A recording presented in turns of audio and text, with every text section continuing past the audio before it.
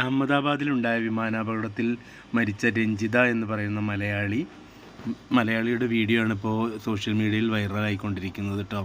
അവരൊരു പ്രോഗ്രാമിൽ പാടിയ പാട്ടാണ് സോഷ്യൽ മീഡിയയിൽ ഇപ്പോൾ വൈറലായിക്കൊണ്ടിരിക്കുന്നത്.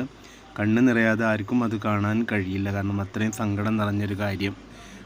അവർ 9 വർഷത്തോളം സലാലയിൽ ഒമാനിൽ ഒരു ഹോസ്പിറ്റൽ വർക്ക് ചെയ്തിട്ട് ഇപ്പോൾ 1 വർഷമേ ആയിട്ടുള്ളൂ UK മാറിപ്പോയിട്ട്. അപ്പോൾ ആ സമയത്താണ് ഇപ്പോൾ ഇങ്ങനെയൊരു അപകടം സംഭവിച്ചിരിക്കുന്നത്. നമുക്ക് ആ വീഡിയോ ഒന്ന് കണ്ടു നോക്കട്ടോ.